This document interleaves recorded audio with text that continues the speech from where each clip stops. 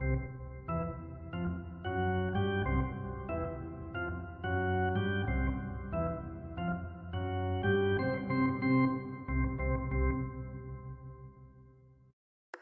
upon a time, two boys grew up playing hockey in the village of Terrace, British Columbia.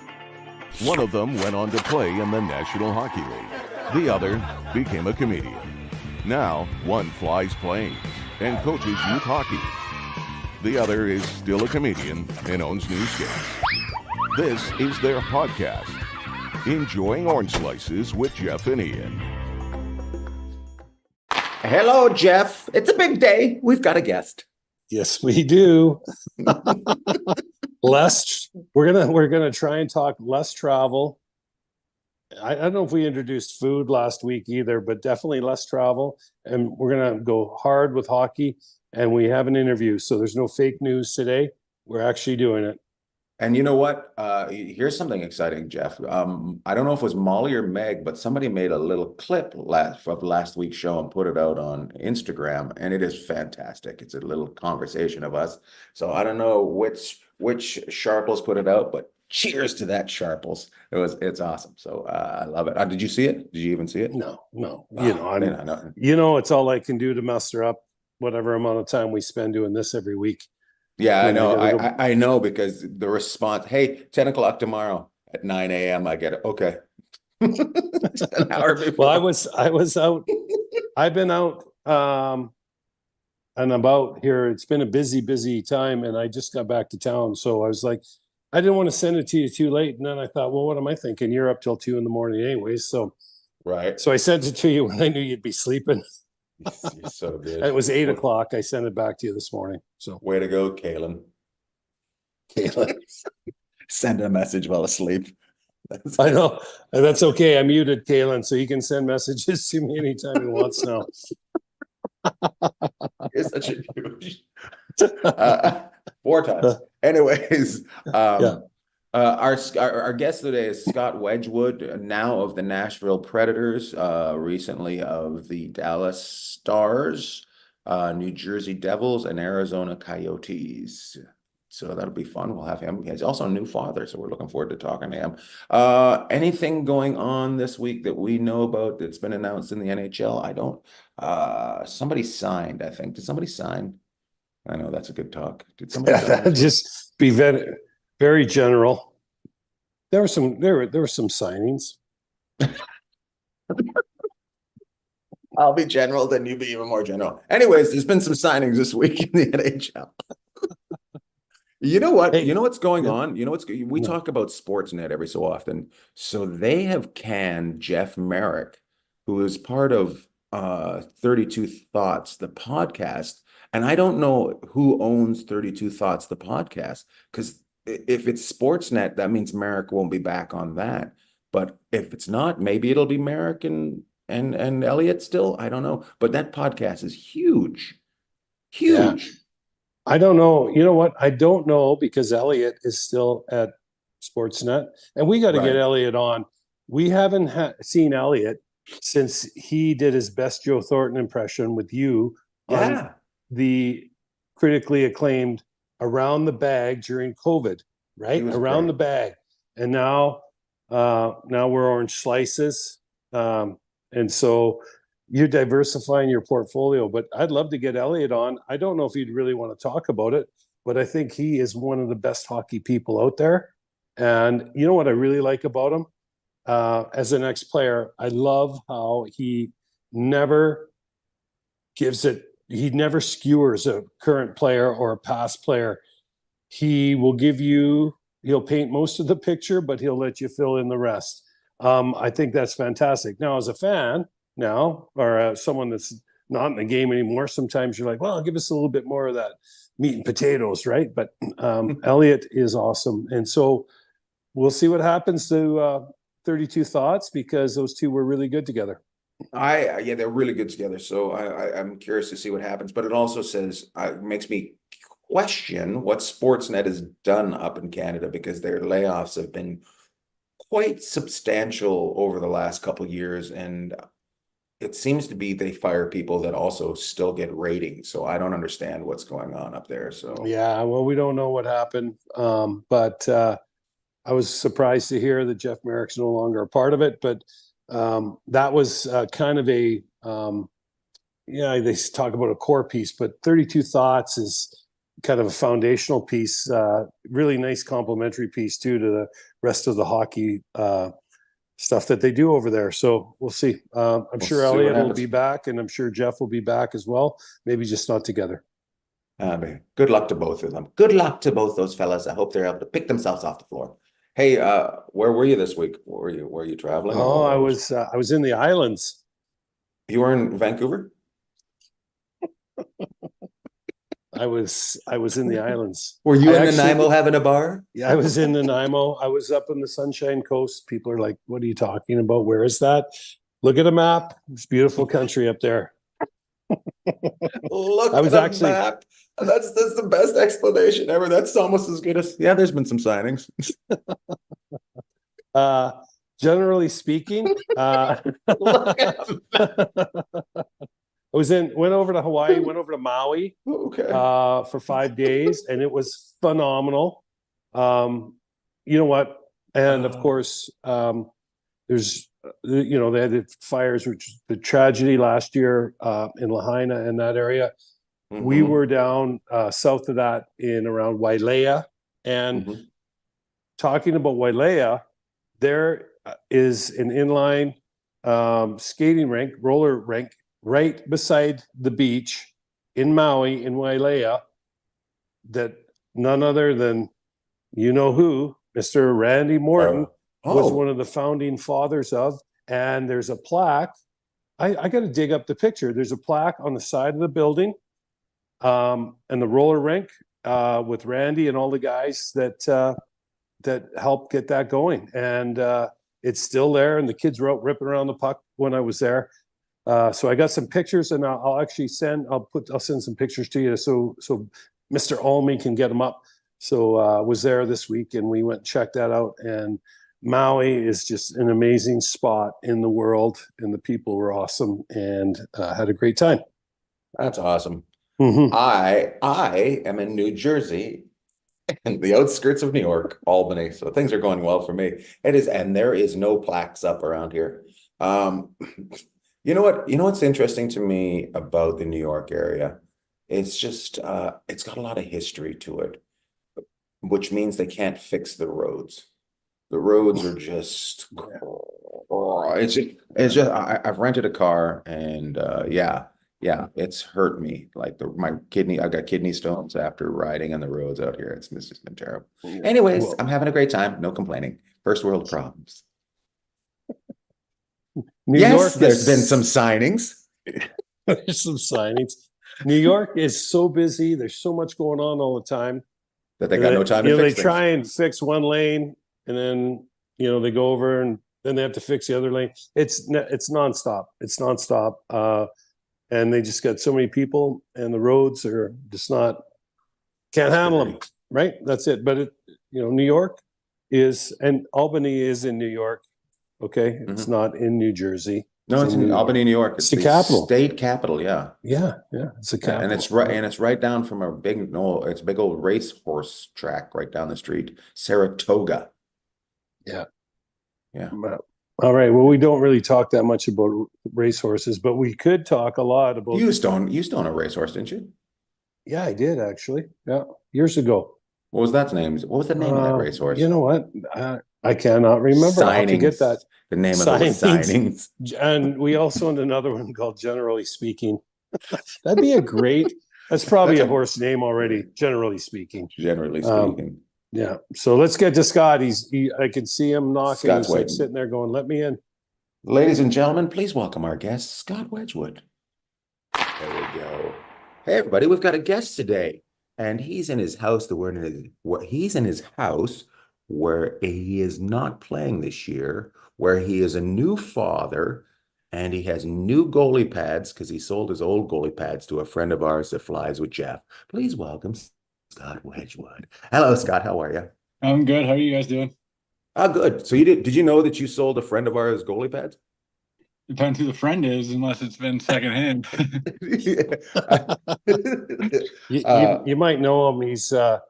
He's renowned out in the Pacific Northwest of the United States. Cam Miller. Tim Miller. Oh man, I'd have to like look. I don't know. I'd have to look. I sold so much crap over the years. I Cam love Miller. it. That's awesome Oh, because Cat. he talks like you and him go back and forth. You're texting before every game and stuff. So I his wife honestly, you sent me might some be. video. You might be in my DMs. He says he texts back and forth. So his wife sent me some video of him playing with your old gear on, and evidently all the stops were made before you sold it to him. So but he looked good. He looked good. So Yeah, I took them all out. I don't. If they're still in there, I keep them. It's like guys with goals still left in their sticks. They're not getting rid of them anytime soon. I'll have to look it up. I feel bad, but I'll look it up on my phone. If I don't know, I think it's Instagram. I'd have to double check because I put a thing out a couple summers ago. I still have. Oh my God, I don't even know what's in my garage right now. Probably like 5, 6 sets of pads and at least 8+ sets of gloves. So I demo everything and get rid of it at the end of the summer. So I got people already asking what's up for sale coming next, but I got to get my choices made for next year first. That's awesome. Do that's many guys, sorry, Jeff, but do many guys, do they keep their stuff and sell them afterwards, or do many guys just want to get rid of it and just don't even take it home with them?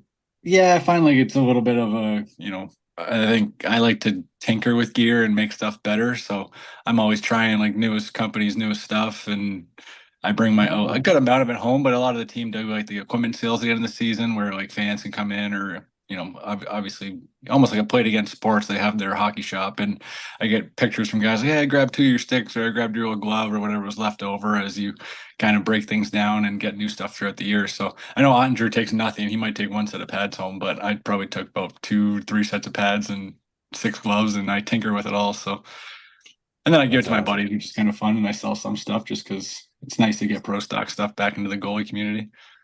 Hey, Scott, that's a question we usually deal with, get the players to either defense or forwards. I'm kind of interested to know how many sets of pads and say a blocker and a glove, like how, you see you guys have special pads and gloves for, maybe an outdoor game or some special night, but how many different sets of equipment and our chest protector and stuff like that do you go through in a year?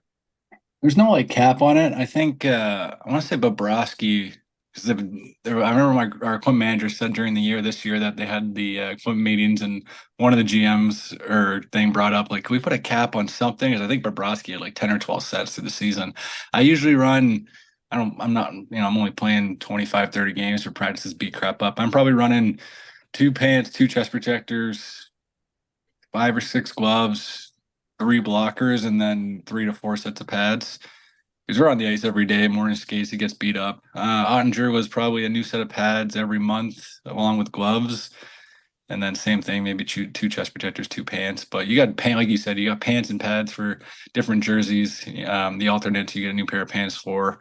But then like our players, they have a set of practice gear at the practice rink, and then their game gear stays downtown, and then they just bring skates back and forth for them. So they have 2 sets of gear, and some guys get skates every new game. I think Sagan's. I don't know if Sagan still is every new game. I know like Patrick Kane's like a new set of player gloves every game, which is kind of wild.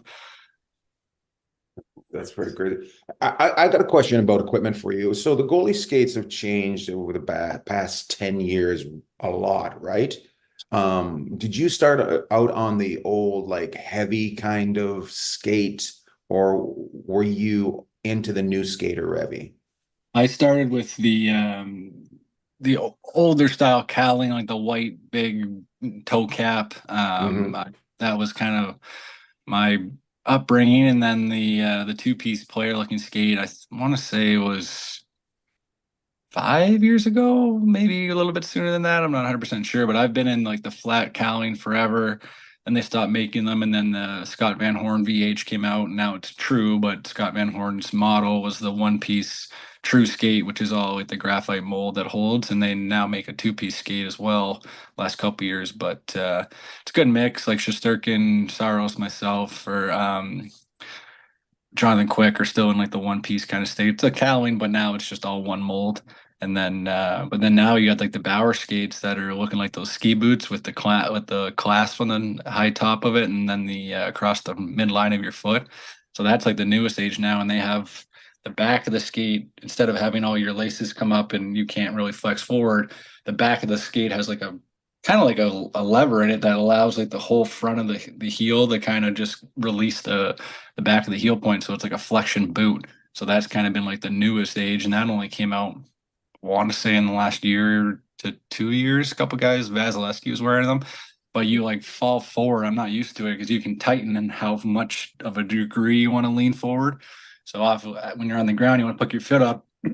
That flexion's awesome, but then you push low to high and you stop, and all of a sudden you're just like caving over the top of your feet. So it's something to get used to. I've tried it, but it's just I couldn't really get into the tension spots that those like ski boot kind of feels across. So it's amazing what they can do, but it's also, I still try and go back to the old school flexible stuff. Kind of Jonathan Quick's like the last, I guess, old school guy, but I still kind of like to use the same kind of materials. Nice. You go back to your roots, go back to the days in Ontario, growing up on the lake, Old time hockey. Old time up. Are you from a family of goaltenders, or how did that come about? No, my one cousin Danny Gould played. I don't know if he got to the O. He played like junior hockey, and then I just wanted to try it. And he was the only one in our family. He was, I think it was my dad's uncle's son, so it was like second cousin. And my dad rented his gear, but I had two older brothers, and I was the youngest. So like getting net, you're getting pucks off the forehead. So it was more of a, you're going to be the target and you're going to like it. But then it got to the point where I tried it in 3-on-3 hockey, and I went from assistant captain D-man to goalie for the same team at AAA. So I just knocked a kid out of a spot and kept going. So I guess I was good at it. My dad wanted to always be a goalie. He's like, I never got to try it. My parents never let me. So when I asked, he's like, just let him do it. So That's I don't so know. funny. Your dad's living vicariously through you. Yeah, I was a right shot D-man. You know how much money I could have made as a right shot Oh my D-man? God. Yeah. That's awesome. We have you for about 9.5 right now. Yeah, seriously. Oh man. They're so hard to find. But sadly, Cam Miller wouldn't have a pair of pads if he had played defense. So That's right. That's right. Hey, so you said something that caught my ear when you first got going is you were out skating today in Detroit. I have a friend that was his kids skating down in LA with the Kings, and he had a video the other day of just taking shots and doing some drills, and Doughty was out there, Edwardson was out there, Iafallo, he doesn't play there anymore, but all these guys were out there, and it struck me that was the 22nd, 23rd of July. Here we are talking today, the 29th, and you're out skating already. How long have you been back on the ice since the end of the season? And how much is that kind of you getting on the ice earlier and earlier in the summer as your career's going on? Or just kind of explain that, because they were going for it the other day. They had a full practice. Looks like it was being run, and there's a guy like Doughty out there. Some of the names you brought up today, you're out there with already. Tell me how that's kind of evolved as your career's evolved. Yeah, I mean, I used to play inline baseball. Not a good runner, so I never played soccer, but it was always like sports around. Now like Jason Robertson's a close friend of mine with Dallas. He skates here, and he's Monday through Friday, 2 hours a day. One sport athlete goes, as hard as he can every day. We still love to golf. A few of us get out, but yeah, I mean, I want to say last couple years, I probably wouldn't get on till mid-July, and we got home, I think, right around June 4th. And then, like I said about my gear stuff, I like to tinker, and companies have been dropping off pads and stuff. So I want to say I probably took 2.5, 3 weeks off the ice. I only take probably 10, 12 days out from being in the gym just to stay flexible and get back to training. And that's the one issue with going 101 games back-to-back years, losing the Western Conference Final. Your summers are already short, where if you don't make playoffs, your first couple of years between Arizona and New Jersey, I was home April 15th, and you got till September 15th. So it's like there's a little bit more of a wait till, you know, maybe mid-June you get the itch, you haven't been out there. But yeah, I mean, we finished, I got home, kind of got my ducks in a row, and then it was like, all right, when can I go test some gear out and get going? But yeah, we're 3 times a week with USA. It's, you know, Larkin to Brinkett, the Hughes brothers, all three of them, Mott, Morensky, Caulfield, Zegras comes in, that's Sanderson from Ottawa. Like there's endless amounts of guys to that USA program and in this Detroit market. So I was here with juniors all the way through 12 and never really left. And it's just, you know, I didn't want to move downtown Toronto and got all my green card stuff. So I've been stateside for a long time now. Good for you. Good for you. Who's the most impressive one out there in those skates? Oh, Other than yourself. Well, yeah, I mean, they never score, so it's fine. No, it's just so like they're just different. Like, you know, a Caulfield little guy fire the puck, then you got Rensky who can hammer it. Larkin's got speed and skill and just kind of, you know, another hell of a shot. I mean, it's just, you know, the Hughes brothers are all shifty. It's just they all bring a different little thing to their game, and it's impressive. I mean, they don't stop, and we got 2 goalies. Our heart rate's at 1 billion for an hour and 10 minutes. But you know, I got off the ice the other day, and it was like 1,300 calories and 65 minutes of heart rate was steadily just buzzing on the trackers and stuff. And they just go and they just keep firing. It's fun to be a part of because they're obviously younger in the new age of skill sets and, you know, changing the angle of the puck. And it's nice playing them because you got to play them during the year. So it kind of gets your shot count up, your rep count up. But gets you to know them a little bit better before the season starts too, kind of thing. Yeah, I mean, you're obviously they don't have a defenseman on them. I don't have a D-man pushing them to certain spots, but it's skill drills for the most part. You're a little bit of a target. And then, you know, I'll do those skates 2-3 times a week. And then I got some goalie stuff depending on my schedule. I probably skate, you know, 3-4 times a week now. And then as you come down to mid to late August, I'll probably be every day until I head down to Nashville. And then it's, excuse me, those guys, I'm assuming will probably be 4 or 5 days as well until camp opens up. Do you work with a goaltender? Do you work with a goaltending coach from the team, or do you have your own? I have my own. I have a couple here in Michigan, and then the team has their guy, but he's obviously located in Nashville. I think he's actually a Niagara resident in the summers because my nephew, oddly enough, goes to his goalie camps in Niagara. The Nashville guy, Ben Vanderklok. So discount. Yeah, now it better be. I don't know. He's probably. I told him it's my brother paying for it, so make him pay full price. I don't care. Not my kid. Nice. So, hey, you do you wear your calorie, heart rate monitor during the season, during practice as well? So the team has their heart rate monitors they put on off days, and then those catapult, which is like your it's calculates your load, amount of up downs for goalies, distance travel for players, things like that. But I wear the Whoop summer training. I haven't worn it during the season. Ottinger wore his this year. And I kind of took it off as the season started because I used to wear it on my left wrist and I hated it in my glove in season. And I always wear watches, everything on my left hand. So I've actually put it on my blocker hand, my right hand this summer, and I've gotten more used to that. But it was honestly just one thing I couldn't wear it on my right, and I've been trying to just force myself to do it all summer just to have it on. But it's more just calories and stuff right now in the summer and sleep to make sure that I'm doing the best I can. Obviously, not old yet, but got to stay alive. Well, you got a newborn in the house, so some of those might be a little out of whack now. Yeah, the sleeps. She's actually, we can't complain. She's been great for us probably since, I don't know, month and a half old. She's been through the night, and last couple nights, she's, for whatever reason, she's getting me when I don't need it. The hard skate days, she's just like, hey, we're gonna wake up middle of the night now for whatever reason. So oddly enough, I won't skate tomorrow, and she'll be lights out and laughing at me. So you went from Dallas this year to you're starting this year in Tennessee with Nashville. When do you start thinking of, or do you start thinking about, is there going to be a change in your location? What do you mean by that? Like, or do you during the season, because your contract's coming up, are you already thinking about it, or do you wait until the end of the season when things are done, or do you not pay attention to it at all and let somebody else deal with it? No, I mean, the only thing I kind of talked about, it was a 2-year deal I signed with Dallas. And then usually in your last year, teams don't want to lose you for nothing usually. So at the trade deadline on your last year, it's usually a conversation of like, hey, Are we re-signing and extending this? Are you trading me so that you don't just if I don't sign with you or you don't offer me a deal, you can lose me for obviously nothing. And that's not something teams like to do. So at the trade deadline, it was just a conversation like, hey, what's the plan? They're like, well, right now, we like our roster. We're going for it as is. You're a part of it. We'll talk at the end of the season about a contract and we'll go from there.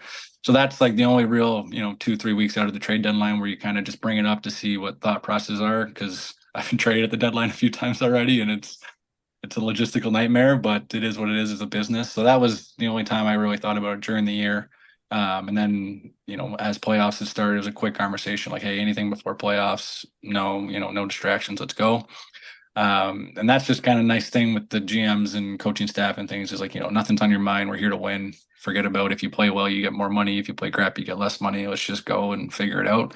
Then after the season, it was probably, you do your exit interviews, say your piece is what is, and then kind of 10 days after that, phone calls to my agency started, and that's where they put down their position, we fight for ours, and you kind of go back and forth until something happens, or in our situation it wasn't met, and then you got to wait for the calls of the new teams, and away she goes, and you got to figure out what's next. So it gets a little bit more nerve-wracking as it gets closer and closer to free agency, but during the year, like I said, with those two conversations, it kind of puts you at ease. Hey, Scott, I want to back up a bit because I want to ask you a little bit about the whole dynamic Dallas and Nashville, but talk a little bit. You touched on earlier about 101 games. The team played a ton of games. Your first round opponent was Vegas. Your second round opponent was it Colorado? And then you get Edmonton. Talk about running the gauntlet, right? In the first two rounds. It's an amazing time of the year, right? When you're playing, there's only 4 teams left, I guess at this point, 16, 8, then 4. Did you find and you got your time as well. You got in games, and did you find the team, as the playoffs went on, because Vegas was a really physical, rough and tumble series. Then you got Colorado with all that pace, and they came at you guys. Did the team run out of gas against Edmonton, or was Edmonton just kind of hit their stride? The double overtime game in game 1 of the Western Conference Final kind of gave them, the leg up. But where would you say? Would you think it was just such a tough road to hoe that the guys ran out of gas, or is Edmonton getting to the point where they're not too far away from hoisting the cup themselves? Yeah, I wouldn't say they ran out of gas. I think we had the same conversation in my exit interview with Pete. It was just kind of like, you see the game, I sit there every night, I get the best seat in the house. It's like, what did you see? And Vegas and Edmonton both played us. We had the best rush team in the league the whole season. I think goals for off the rush. And, if you look at a little bit of the tape, Colorado didn't do it. But as soon as we turned the puck over, Vegas and Edmonton pulled out. They didn't trap, but there was no in zone real pressure. It was just they got back to the blue line, they reloaded, they got as many numbers as they could, forced us to dump in certain situations, and they both played a layer D zone, which means they pretty much are 5 on a die, and that middleman, centerman works wall to wall. So they really clog up the middle of the ice in the D zone. Vegas doesn't really give you the back of the net. Edmonton did. And I think, honestly, we just couldn't get inside. Even that last game, we got 30-something shots when we lost 2-1 there in game 6. Skinner played really well, but there was no backdoor mid-slot, grade A one-timers. So you had to tip their hat the way they played D-zone against us. It just felt like we didn't get the grade A's that we were able to kind of execute on or make happen during the year. And then, honestly, I think Edmonton's penalty kill won them the series. They scored, I would butcher the numbers, but obviously they had 2 power play goals in that game they knocked us out in. And we were 0 for 15, I think, against them. And they were 1 for 30 or something in the last 3 rounds, I remember, as they were playing Florida. So it was just kind of, we couldn't score in the power play. And obviously our big guns maybe got a little bit, pick a word, a little bit, tight on their stick, or just a little bit of Flustered. yips on it. Yeah, flustered. Just and then you weren't getting your chances on the 5-on-5 play. So it's like, oh, now we got a power play, but then you give up a shorty somehow because they got all the space up the other ice. So it just felt like we weren't getting our goals, and then when we had our chances, we were giving them up. So it just, I want to say it was more of a sense we got a little bit flustered in the sense that we couldn't capitalize in situations we did, and we just couldn't get inside that layer for whatever reason. So, tip your hat. Skinner played in, his best series to get them to the finals. And then, when they got in Arizona's and power plays, they're highly skilled, world-class talent, took over. That's kind of the way it was. But honestly, like, if you look back, I think it was game 5 back at our place. We were up 2-0 early on 4 shots, and then Hinsey missed the breakaway. You go up 3-0 there on 5 shots or 6 shots. You kind of got to pull Skinner. Pickard goes in. We probably win that game. They're on their heels. You get game 7 if they find a way to win game 6. And it really comes down to that 1-shot breakaway of maybe changing that series, which is crazy with how long those games are and stuff. Mm-hmm. For sure. So you really do study the game. That's what I want to ask you. Like, I mean, I'm sitting there in between the benches, just calculating everything. So I got, I mean, that's the way do you think you'll go into coaching after your career is done in many, many years? I would love to stay a part of it. I always get, you interview so well, you talk very well. I always get like analyst or commentator type stuff because I don't shut up. As you can tell, we're probably at the 30-minute mark just from me talking. But no, you can keep talking. We didn't want to bore you. That's the thing. So we'll listen to you all day. So, yeah. No, I'd love to be a part of the room. I feel like it's just, the hockey guys and the situation I love, and I would love to help guys, exceed. Or anything. Commentators, I know a lot of goalies get into the commentating business. Osgood's doing it. Daryl Ray does it for Dallas. Chris Mason's now in Nashville doing it. So there's a bunch of us. We see the game, right? You got to be able to as a goalie position. So I'll stay in some way, shape, or form as, hopefully I get the Craig Anderson route till I'm 40, 41, and I don't have to think about it for a little bit longer. That's great. But name one player that you've watched and you're just so impressed with that people might not jump off, like McDavid, McKinnon. Okay, those guys, right? McCarr, Heiskanen, a guy you get to watch and play with every night. Bring up maybe a name or two of guys that people might not necessarily see as a superstar, but you see as just a player that every team could use and just so impressive. Teammate wise, or just anyone in the league? You could throw a teammate in there, and then if you got one that you've played against or you watch when you on a nightly basis, teammate and someone from around the league. Yeah, first two obviously on our team. Wyatt Johnson this year popped off as a rookie, second year, sophomore season, but just smart, and I think it's going to continually show.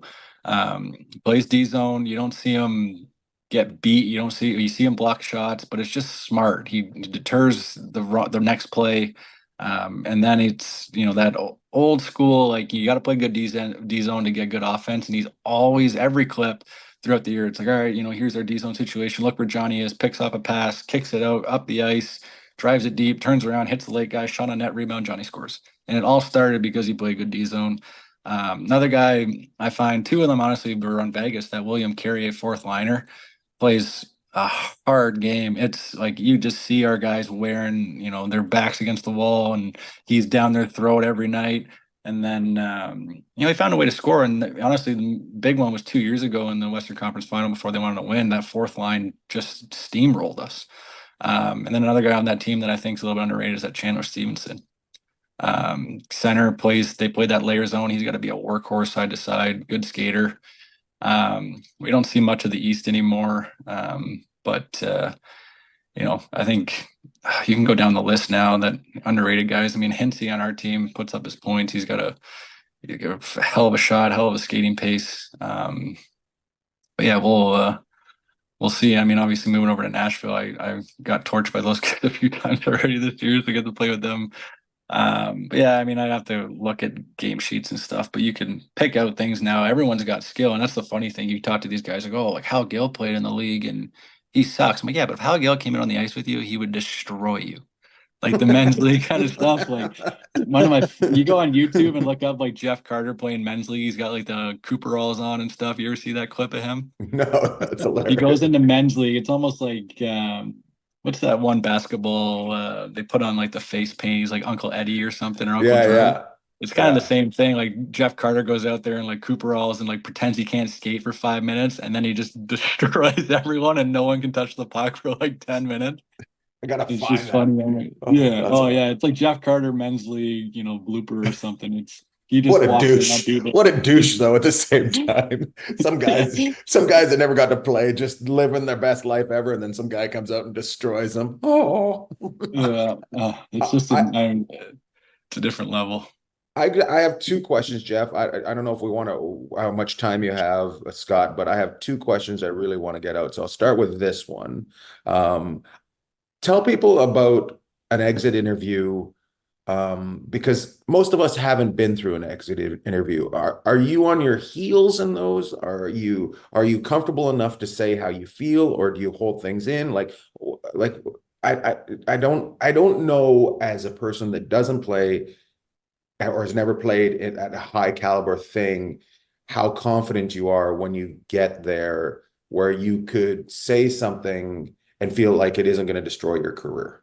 You know what I mean? Yeah, no, it's hard. I've bounced around, and I'll give you two. I'll give you both sides of it. One where I didn't hold back because I felt like I was a little bit disrespected in it. So I got traded from Arizona to LA in 20 might have been 2018. The year it just changed for Darcy Kemper. Tobias Reeder and I went back to LA, and Darcy Kemper came over to Arizona. So it was Jonathan Quick and nobody in the NHL. They were calling up Jack Campbell, and they had Cal Peterson, the southpaw that's I think now in Philly system.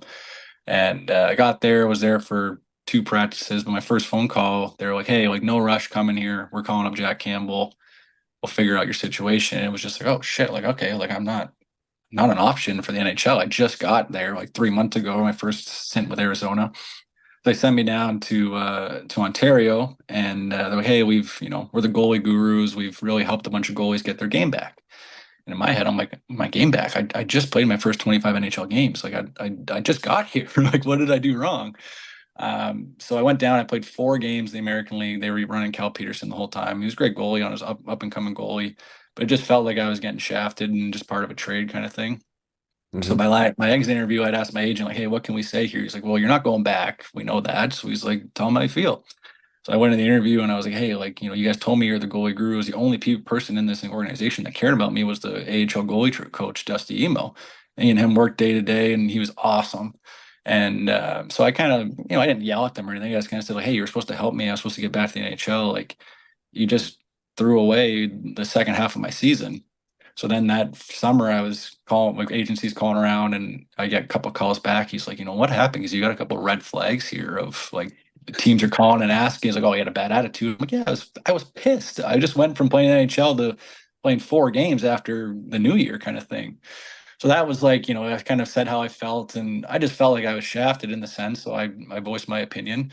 And then this summer, with Dallas, Pete DeBoer, Steve Spott, Jeff Reese, that whole coaching staff, I think we had, like friendship. Like it was the first one you could joke around with. They knew they could trust me at, like during the year. They played me 10, 12 times in a row. They played me once every 3 weeks, day to day joking kind of stuff. So I went in and was like, "Hey, like I want to come back. Love it top to bottom." And that same little spiel I gave about the Edmonton series there, that was Pete and I's conversation, relatively 90% of it. I was like, "Hey, what'd you see? What can we do better? Where can we go?" You see the game, they trust my opinion on it throughout the year. So literally it was just like, "Hey, like top to bottom, I want to come back." I like the way we used myself this year. Jake got a little more rest. He had an unbelievable playoff run. Put the team first. That's always what I've done. And it kind of went that way. Like, "Hey, well, you did what we wanted you to do. You've got more games. You stayed healthy from the year prior." That kind of stuff gets brought up, and then the meetings with Jim Nill were like, "Hey, staff's coming in 2 weeks. We loved you. We'd love to have you back. We're going to obviously look at the numbers and make our pitch, and we'll see what we can do." So the GM one's a little bit kind of quieter at that level. The coaches ones, you kind of recap your season and where you felt you went and what you could do better. But obviously the one in LA didn't go the way I wanted it to. But then the Dallas one, you walk out of there and you're like, "Yeah, that was flying colors. Let's see if we can get a deal done, and we'll talk in a couple of weeks." So Yeah, there's times I'm sure guys want to pick and choose what they say. I know guys walk out like, shit, I got canned for having a bad year, or Right. I'm an 8-year vet with 8 more years to go on my contract. So we'll see in September stuff, and it just quick recaps. And it's different. It's first with the coaching staff and then with the general managers. Yeah, that's usually how it's always been where I've gone.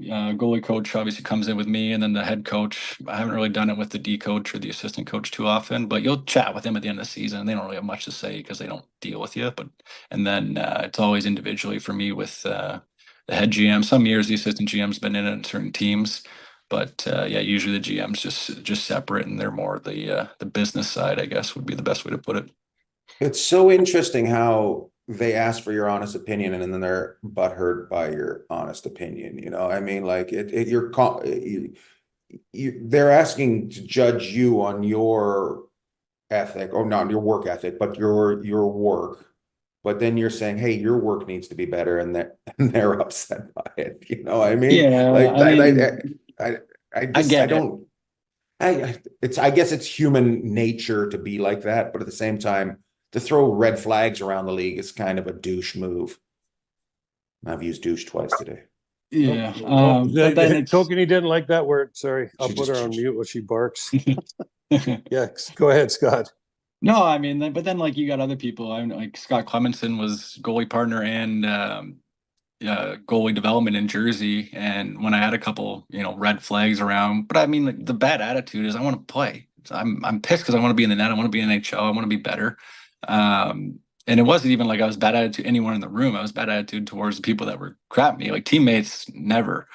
Right. And then you get a couple of teams that are like, hey, well, like, I'm going to call 2 teams ago, I'll call back to Jersey. And Scott Clementon's like, I've said it before, I'll put my name on the back of your jersey. Like I completely, I'm behind you and trust you and would, obviously represent you in that sense. So then they call back and they're like, oh, we talked to Jersey and Clemmer loves them. And I know Clemmer really well, so I trust him and other guys around the league now that have been around for a while. I think I understand it. I get it. Maybe I was a little pissed and a little pissy that I was in the net, but you want to play. It's the game. You don't go there so you can sit on the bench and do nothing.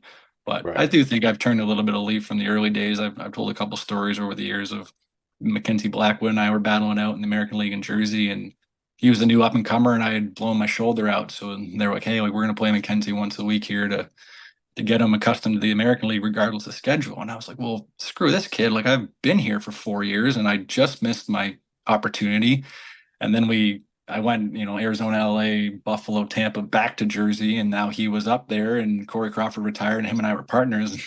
I remember one time he's like, "Man, you're so different now. Like you're so nice." And I'm like, "There's nothing against you, man. I just wanted to get there, and they were catering to you as a new guy a little bit, and it just ticked me off." So it's competitive, and obviously, you got to look in the mirror and change yourself a little bit. And if I'm sure I'm pissed people off along the way. I'm not gonna get everyone to love me, but I've tried to be the best That's teammate I can awesome. at the same time, trying to get me to be where I I want to love the go. honesty. I love the honesty. Did you look at him and just say, look, I'm the better wood out of the two of us? What? I think it's I don't know if Wedge is better than Black when it comes to wood, but yeah. I think it's interesting though, is you bring up a point that people might not realize is, you kind of did the circuit and you ended up back with a guy that you had played with before, and you guys were able to work together, but a lot of different players.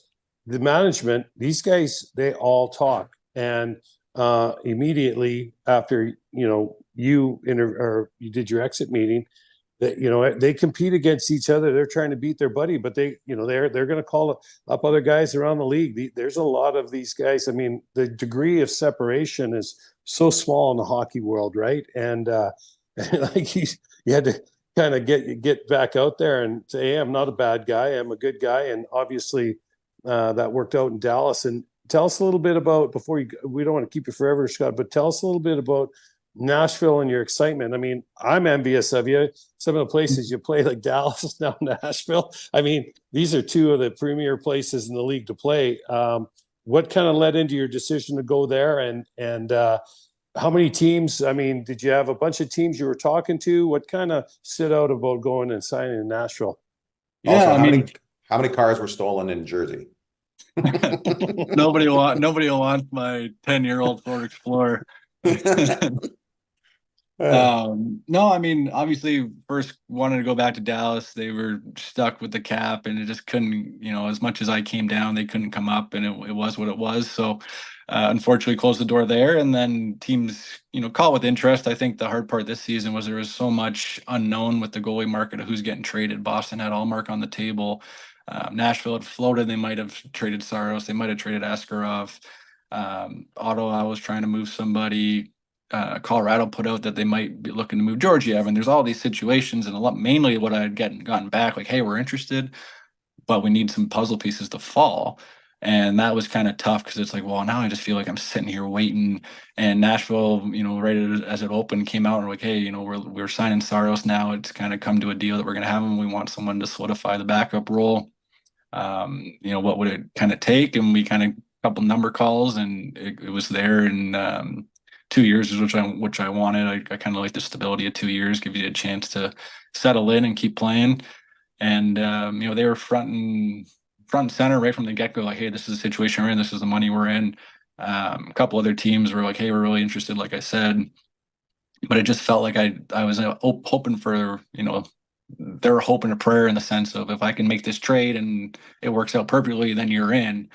And it just didn't really feel like that was going to happen with, the goalie market every summer. It just feels like 10 guys are getting traded. And I'm like, well, you need to trade 10 guys back to open up spots. So when the team's got a situation that obviously they had, and they were going to have said that they had some cap space to make a splash, and they want to get some players, and boy, oh boy, did they with Stammershay and Marchessault. So to go there, obviously city-wise, I went 2 weeks ago now and checked it all out. We've been there as a road team and stuff. We actually had our mom's trip there this past season with Dallas. So I was in Tootsie's with my mom for the first time ever, which was a little different. But I don't know if I'm taking my mom to anything outside of just a dinner drink in my entire life. But no, I mean, already, like, we got some people from Michigan that have moved down there that we're close with. And it just seems, like you said, just the spot to be right now. It seems like, I think we were trying to look at maybe buying something. The real estate people are like, there's like 70 people a day moving here right now and buying things on sea. And I'm like, I kind of like where I am in Michigan, so I'll just rent. So we got a spot, which is good. And yeah, just exciting. Obviously, they want to win a cup like everybody else, and they put some pieces on paper that hopefully can do that. I think you're going to have a great time in Nashville, and I'm sure I met you in Dallas, and that seemed like a great. Where you guys were there was also a lot of fun, but I think Nashville's just a little bit smaller, so I think it'll be even more fun. Yeah, I mean, Evan Duchesne was there. He said he loves it. He's bought a place there. A couple of guys that have played there prior. Just everyone I seem that have talked to that's played there has stayed there, which is kind of obviously impressive in just the sense that they enjoy it that much. So I'm sure we'll fit in. I'm a big fan of country music. You doing any shows there? I got to come out and get roasted again? Yeah, come on. Get roasted. Come on and sit in the front and then shock me. I'm a goaltender. Oh yeah. Okay. I wanted to come back the next night to hear you rip up Steve and Pete. Oh, they were great too. I took them down too as well. There's something about San Jose, didn't you say, where they couldn't win somewhere? I forget what you said, Yeah. but they came in the next day pissed off. They were there all fired up. They were pissed off, but I was like, how was it? He was like, oh, he got him good. Somebody else was like, they got him good. That's so funny. Sadly, the shortest assistant coach in the league, Spotter. They're always fun to be around. Those guys, they're good guys, and yeah, always fun. Nashville, I will be out there at some point in the first quarter of the year of 2025, so we'll make sure we get you out to a show. Zanies is the club there, and it's a lot of fun. What do you think have you thought about what you're going to put on your mask when you move? I have. Actually, it's getting painted as we speak. I got half of a sketch today, so I'm going to do a little bit of a Wolverine as a Predator type claw mask there. I was looking at, there's the logo, obviously it's a saber tooth, but there's not much fun to do with it. Like, obviously in the stars, I did like the Green Ninja Turtles, I did the Hulk, I did Mario Kart. There, I'm like, people have done obviously Alien versus Predator. Right. Pecorine did like a Minions mask with the eyes and stuff, and I was going down and really just like a lot of logos and then guitar picks and stuff. I was thinking of putting like a couple songs and like a music note type thing, but I don't know. I just felt like, the Yellow and Blue, the movie just came out this weekend. I'm obviously a big Marvel fan, so I'll do some sort of Have Wolverine. you seen have you seen the movie yet? It's fantastic. I haven't. The newborn has not let me go to the movies. Oh So, man, what a bad person that newborn I is. know. You should do a Dolly Parton mask. You should just Yeah, put Dolly yeah, Parton. just Really? two. Yeah, I mean that's I fantastic. agree. Yeah. Yeah, Yeah. Dolly would be so good. Or Islands in the Stream. Oh, Jesus. They have Dolly and Kenny on the side of your Yeah. mask. You know what I was Just down the joking with middle. that honestly wouldn't be a bad idea is like the Wonder Car, like just kind of like selling sponsors for my helmet. Oh, that's Like, really funny. you know what I That'd mean? be great. You put something like Chipotle right across your forehead, like they have like the European helmets, and then you got Uh, some big block writing of AT&T's logo or something, and just yeah, fill my pocket. Let's go here. What do you want? Or put like I wonder if you could make it. I always joke like put a QR code, and then if you on your TV, if you paused it, could you scan it from your TV, and then it just goes you like a GoFundMe for me or something. you gotta hide a QR code in there someplace. Just hide it in there. Yeah. Yeah, and then Like like but then you click on it, it comes to your show, you gotta buy a ticket. yeah, There you yeah, go. yeah. No, but And you then I put get it on there, it goes to your website, and then you can sell a different thing every yeah, night. you go to It's my a different Amazon shop. yeah. I don't know if it would work through TVs, but I was joking with guys, just different Just links or you get just an rickrolled every OF. time you You know what you should have on it? Just an OF and then a code.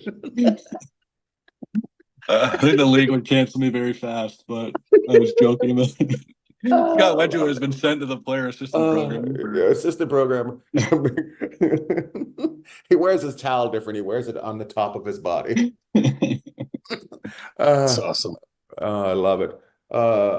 Jeff, do you When are have any you more heading? questions? Yeah, just last one. When will you head down to Nashville to kind of get situated and skating? With your new Team. teammates. I'll probably go Labor Day. Someone was saying that the kids, like guys' kids start school like early August there. So I think a lot of guys are probably heading down right now, like the older guys with children. So they usually have a pretty good setup, they said. So I usually like to do Labor Day, just shut my house down here. And then we got a rental up in Brentwood, I guess is a really nice spot there.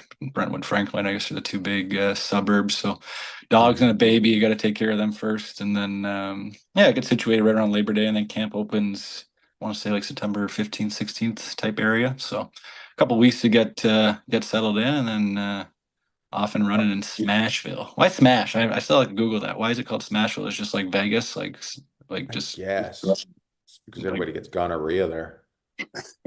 I mean, Sorry, maybe, everybody. I don't know. All right, everybody get tested. You know what? Also on the helmet, you got it because they got the AT&T building. You should put that building on, like kind of like Well, it's almost a Bridgestone logo. Arena, so I just get like why wouldn't Bridgestone be like, hey, like let's put Bridgestone on your pads, like a big Yeah, tire. that'd Like be good, like who's running sponsorship? Like I need a new job. right? You should also, or just a tire print across your mask. That would be awesome. There you go. Like you've been run over. That's awesome that you're moving down there. Hey, you dealt with you before. This is I know Jeff gets all nice. Hey, when you moving down? And I got one more question. So you dealt last year with Stankoven coming into your guys' organization at the after what was it? About March he came in. When did he come Yeah, in? I think it was post trade deadline. They called him up just because they had to move some money around.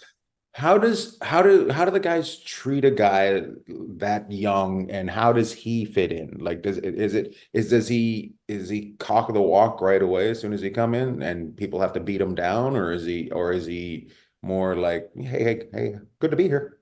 Yeah, there's definitely both sides of the coin, but no, he was awesome. I wouldn't call him innocent, but definitely a little bit more introverted, kind of, what can I do? Where can I go? It was funny at one road trip, they gave us a casual flight home and casual, usually you're in dress pants and a polo, you get on the plane, you change into your comfy stuff, and then you get back into your suit pants and polo to get off the plane, which is kind of annoying because you get off the plane at like 1 a.m. in the morning and there's no one around. So it's just like, why can't I stay in my comfy clothes? But I get it. It's a business. But we were doing comfortable flight home, which is just like guys wear, your regular like joggers and a sweater type thing. And he came out with shorts, and I just kind of leaned over to him like, hey, when we get these comfies, like if you got pants, like just keep pants on because we don't want to get too comfortable with shorts. And I just said it in the sense of like, hey, guy in your ear. I don't want not the captain coming down on you, not one of the older guys. Like I'm just, hey, just Just a I've little learned hint. it.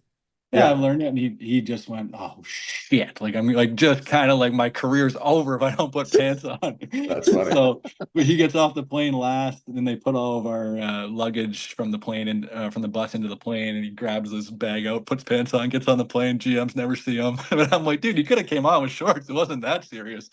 But just and it's like obviously means well. But no, I mean top to bottom locker room. We had such a good room there. Came in, and then you also have guys almost like, holy crap, this guy's a stud. Like treat him right because we need him. Right. He popped into that third line with Benner, Johnny, and himself, and then Pav's had him staying at his house with him and Johnny. Pav was awesome. That's unbelievable what he did for those two guys. And then for playoffs, he moved into a hotel, but right into Johnny's, lived with Johnny and Pav and fit in. Funny little guy. Everyone was trying to figure out a nickname for him because he called him Stank, but Pete didn't want to call him Stanky, so just switched to Tank for a bit. And I don't know, but the kid can play the game, workhorse. So it was nice to see him excel too, because it was, obviously coming up and making an impact early is obviously what you want to do. But in that kind of high pressure situation to go in for a cup, it was like, produce, produce, produce. But no, the kid was awesome. That's Hey, great. I guess I do have one question. You talked about Oh, Pavelski. I mean, this guy's he's next level, elite, hell of a golfer too. I was watching Oh, him up at Lake Tahoe there at the Celebrity Challenge. I mean, I look at him and everything he's done for the game, and of course, he's one of the greatest American born players ever. Does he stay with Dallas? What's he do? Does he go back to the Bay Area? Where's his roots now, and where do you see him going? I talked to him Or during the year a little bit more about like what his plan was. And he's like, yeah, and he kind of just said, he's like, I think it's it. He's like, we'll see how it plays out. And then obviously when he did retire, but at that point he was like, when I'm done, I'd probably go back home. I think he's got his obviously his family, his kids set up there, but he'll be in hockey, like any other one of these guys. They're not going to leave the game. For what he's doing next, I haven't talked to him in that kind of regard, but yeah, I mean, it's just that he's got such a obviously when you play that long, you got like the old school, like funny as hell, go out, have your fun. Um, Great guy. It's just funny, like the rookie parties and stuff like that. He's such an entertainer. And then you get to the rink and he's, first one there, he's, game days, I get there before everyone and he beats me. And he's on the table, he gets his stuff done. He's in his skates, he's first on the ice in morning skate, running his tip drills and individually doing what he wants. And then you got guys like Delandria and Johnny and a couple of the young D-men go out with him because he needs people to do it with, but then they also want to do it because he's doing it. And it's a massive trickle down effect. And then he's the one joking around when things are tense in a good way. He's serious in between intermissions when we're not playing the way you're supposed to be playing. He speaks up. So literally, I don't know what else to say other than top to bottom did it the right way and did it respectfully. And you respected him and his family. His kid was around the room. That was like the coolest thing to watch too. Is I think Nate's 14, 15, and off day practices type stuff. He's around the rink. Post game, he's in the locker room. Like it's just family, and he did it the right way the entire time, like everyone said about him. But wish him nothing but the best. But yeah, I mean, just sucks he didn't get the hardware he deserved because it just would have put an absolute stamp on that kind of career. Mhm. it's pretty great. It's pretty great, his career, and it's sad that not everybody gets to win, but I think when you see a guy that's that talented and that good of a person not win, it makes people work harder even if they don't win. I don't know if that makes sense at all, but Yeah, no, I get what you're saying. champions are champions. Not every champion has a gold medal, right? So anyways, that's a speech for me and Bagg today. Jeez. Thanks for coming on TED Talk. Yeah, we'll be Thanks for editing coming that on TED part Talk. out. Thanks for coming to quote to the next show. right. Thanks for coming to my OnlyFans site. Scan the QR code. Thanks so much for dropping by and saying hi to us. Good luck for a great season. I'm guessing you have a lake house in Michigan. I'm the only guy might not be on water. I'm putting a pool in, so we're big backyard pool people. So we're always in the what if, you got 2-year deals. All right, what if the next one's 3-4 years? We'll buy there. But we just kind of been like, we like the situation. I like my summer training here. So I told my wife we'll rent again, but I'll make a little bit of a backyard oasis for her in the summertime. She's like, I just want to be outside all summer. I'm like, yeah, all right. Well, I want a pool and a nice barbecue area, so we'll do that Nice. up. But we got that like what 2.8% back in 21. I don't want to give that up. I don't want to give that up. Like, it must be like 40 grand around my house here in Michigan. I got like 6,000 square feet. I don't want to pass this up for a 7% rate and outside of Tennessee where I have to refix everything. So, That's awesome. Good for That's- good you. old Michigan. No one wants to live here, but they don't understand how good it is in the outskirts of Detroit. So much Detroit's What's, fun. fantastic too. If you like a good Yeah. bonfire. What Detroit is good. And they know their hockey. They treat you really well. How far are you away from the rink you skate at there? So I played for the Whalers back when they were in the O before they moved to Flint there. I'm 5 minutes on M14 and Beck. So I'm in a perfect spot. And I like that's the thing, you go back to post career, what are you gonna do? I mean, if you were to scout, I got, obviously USA, you got Windsor, Flint, Saginaw, Sarnia, all that, London within 2 hours. You got Big Ten with Michigan, Michigan State. So it's a hockey hotbed and right on this little corner here. So if I rented the house out the last couple of years to a mom and a son that were playing youth hockey here during the season, and there's so many people coming in, so it just works. And I mean, we could throw a dot at the map and live there with my wife and I having green cards and our family being in Canada. It's just we can get home in 4 hours if need be. So it's a good spot. We like it. Just it'd be nice not having to move every 7 months, then 4 months, and getting traded every 3 years. We all should have bought stock in U-Haul back in the day. Oh I used to drive across the country. I know. That's the thing. That's the first thing my wife said when we finished playing. She's like, "Oh, good. I'm glad I don't have to move anymore." Yeah, no, I mean, that's like the underlying. It's like, oh, you live this great life, and you do, but it's just logistically like, all right, what are we taking? What are we leaving? It's a weird like thing to complain about. It's like, oh, I'm going to Nashville. It's gonna be sick, but I got to find a place to live for 8 months. No one wants to rent to me for 8 months. So now I'm just negotiating with random people to pay them more so I can live in their house for less time. It doesn't make any sense. I'm like, all right, whatever. You win. I need to sleep. So all good. The big, what do they call it? First world problems. Yep. First world problems. We deal with a lot of those on this podcast. My God. Why the name? Why enjoying orange slices? Is that just you guys never got orange slices in soccer or something? Well, that's why we also got them. We got them for hockey as well. So that's the thing. We enjoyed them. Really? So it's part of the hockey program. Is that a Hockey Vancouver life. thing? That's a British Columbia thing. Really? Well, we had a lot of scurvy in our neighborhood, so they made sure. Get your vitamin C. That's right. Not a lot of sun up there, so we got as much vitamin C as we could. Yeah, but they used to just come in and throw the orange slices in between. Yeah, really. And not everywhere did that, huh?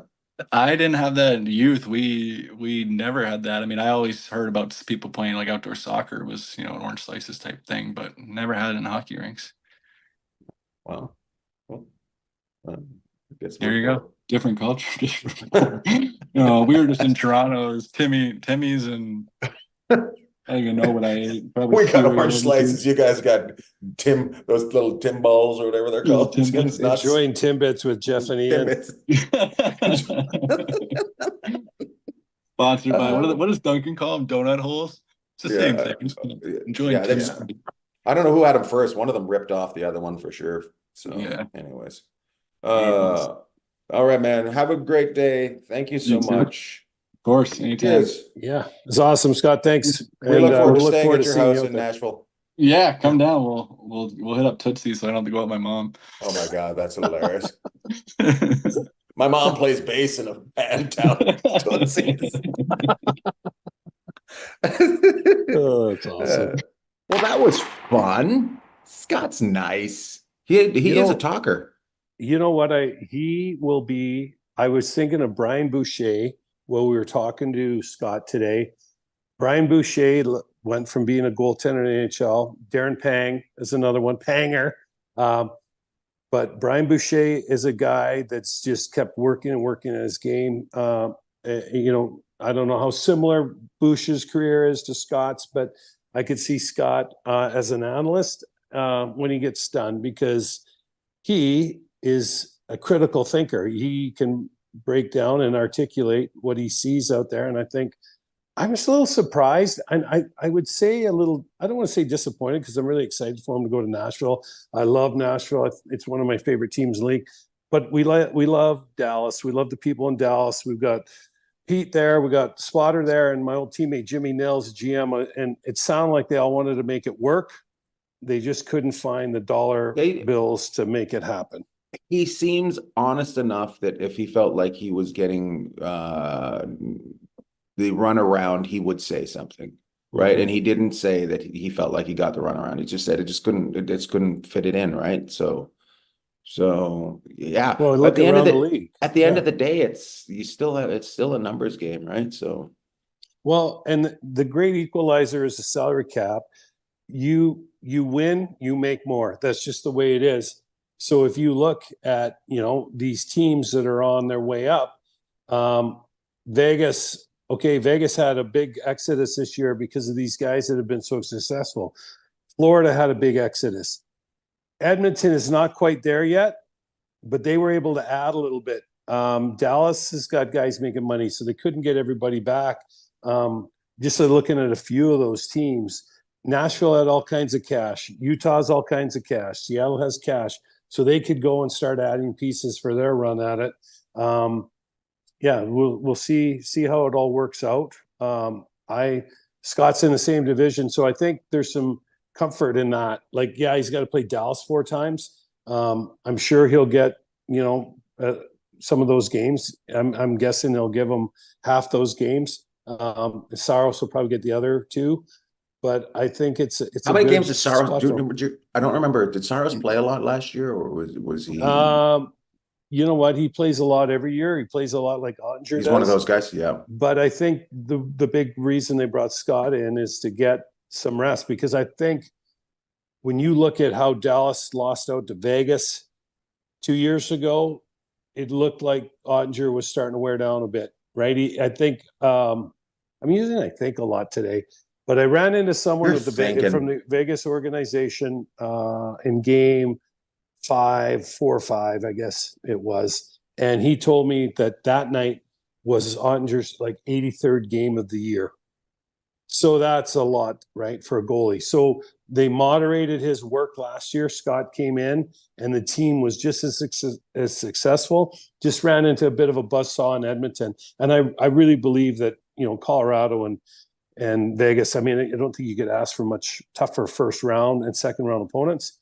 So now he goes to another organization that plays their starter a lot. So maybe Saros can get a little bit more time off this year, and Scott can help keep building that foundation that they got going in Nashville, because they're adding on to that house real quick down there with some big names coming in. That place is going to be huge. They're putting a big pool. Negative edge infinity pool in. Negative edge infinity pool. It's going to be fantastic down there. All right. Got any shout outs? Long show today. Long show. Yeah. So we were just in Maui, and you know what? Those people are resilient, and I want to shout out to the Maui inline hockey community in the rink. It's right down in Wailea. Literally, you could shoot the puck in the ocean. That is, if it was one of my passes, I'd probably end up airmailing it into the ocean. It is unbelievable. So if you're ever over in Maui, it's in Wailea, inline roller rink. Just look it up. It's just across the street from the food land, because you're going to want to go get groceries while you're there. You want to drop the kids off at hockey and go for some groceries. It's awesome. So yeah, a big shout out to all the people of Maui and the inline roller rink over there. And I cannot wait. I wasn't able to get on the rink with them this time around because the kids were only Tuesday and Thursday. We got there Thursday and left on Monday night. And then left. We got there and then left. I wasn't, but next time I'd love to get over there and get out there. So that's it. That's my shout out. That's a great shout out. My shout out is to the people of Hartford, Connecticut, which I haven't been to for 7 years. I haven't been to Hartford for 7 years. And they came out to the show on Sunday night at 6 o'clock Sold out. Sold out. I'm doing other shows around this area, but I just want to shout out Hartford. Anybody that listens in Hartford, big shout out to you. Thank you for coming to the show. So much fun. We'll see you again. And so many messages. Come back. Make sure you come back. So thank you. I will go back. Big shout out. All right. That's it. Love talk. Love to all. Love.